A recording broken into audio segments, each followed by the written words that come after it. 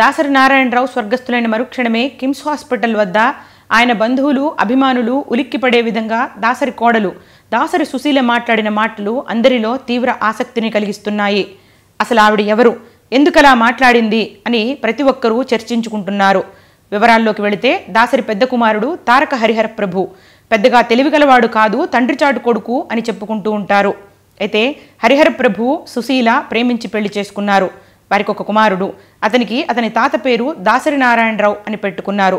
కొన్నేళ్లు సజావుగానే సాగిన వారి కాపురంలో కలతలు రేగాయి. వాటికి కారణం హరిహర ప్రభువుకి ఉద్యోగ వ్యాపారాలేమీ లేవని, అందువల్ల ఆస్తి తన పేరున వ్రాయాలని దాసరి సుశీల కోరుకోవడమే అని దాసరి కుటుంబ సన్నిహితులు చెప్తున్నారు. ఇదే విషయం మీద తరచూ గొడవలు జరుగుతూ ఉండేవని, అవి తీవ్ర రూపం దాల్చి 2006లో సుశీల ఆమె భర్త అత్తమామల మీద డౌరీ హెరాస్మెంట్ కేసు నమోదు చేయాలని పోలీసులను ఆశ్రయించింది.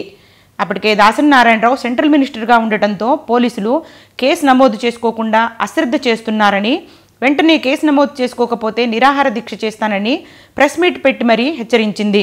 ప్రెస్ మీట్ పెట్టిన కొన్ని గంటల్లోనే తన కుమారుడు హరిహర ప్రభు కిడ్నాప్ అయ్యాడని స్వర్గీయ దాసరి గారు పోలీసులకు ఫిర్యాదు చేశారు. కొంతకాలం హైడ్రామా నడిచాక తారక హరిహర ప్రభు పోలీస్ స్టేషన్కి వచ్చి తానే తన భార్య నుంచి తనకు ప్రాణహాని ఉందని భావించి చెన్నై వెళ్లిపోయానని, ఇక ఆమెతో కలిసి ఉండలేనని, ఆమె పెట్టే చిత్రహింసలు భరించలేనని, తన తల్లితో సంతోషంగా జీవిస్తానని, తను విడాకులకి అప్లై చేసుకున్నానని, త్వరలో విడాకులు వస్తాయని చెప్పాడు. పోలీసులు మాత్రం అతని మానసిక స్థితి సరిగా లేదని పత్రికలకు వార్త విడుదల చేశారు. కాగా ఈ కేసు ఇప్పటికీ విచారణలో ఉందని, భార్యాభర్తలు ఇరువురు మాత్రం వేరువేరుగా జీవిస్తున్నారని, ప్రతి నెలా మెయింటెనెన్స్ రూపంలో పెద్ద మొత్తం దాసరి నారాయణరావు గారే కొడుకు తరపున చెల్లిస్తున్నారని సమాచారం.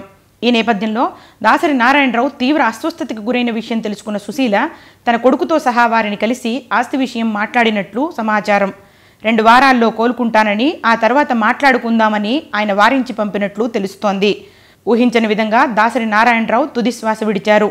అయితే అనుకోని సంఘటనతో షాక్కు గురైన దాసరి సుశీల దాసరి చుట్టూ ఉన్న కోటరీ వల్ల తనకు అపకారం జరుగుతుందని, తనకి తన కొడుక్కి ఆస్తిలో వాటా రాకుండా చేస్తారని, తన భర్త అమాయకుడని దాసరి కుటుంబ సభ్యుల వద్ద వాపోతున్నట్లు చెప్తున్నారు. అయితే ఇన్నేళ్లకి తన భర్త అమాయకుడు అని చెప్పడం ద్వారా ఆమె ఏం ఆశిస్తోందో అందరికీ అర్థమవుతోందని ఆమె వాదనను విన్నవాళ్లు కొట్టిపారేస్తున్నారు. కాగా దాసరి సుశీల కోటరీగా భావిస్తున్న వాళ్ళు ఎవరు? దాసరి నారాయణరావు మరణించిన వార్త తెలిసిన మరుక్షణం నుంచి ఆ కుటుంబానికి అత్యంత సన్నిహితంగా ఉండే మంచు మోహన్ బాబు అన్నీ తానై అన్ని ఏర్పాట్లు దగ్గరుండి చేయడం మనందరం గమనించిన విషయమే. కాగా హరిహర ప్రభువు పెద్ద కుమారుడు కావడంతో తన తండ్రి అంత్యక్రియలు నిర్వహించాల్సిన బాధ్యత అతని మీదనే ఉంది. అయితే కృంగిపోయి ఉన్న అతనికి సి కళ్యాణ్ మరికొంతమంది చేయూతగా నిలబడడం ఇక్కడ గమనించాల్సిన విషయం.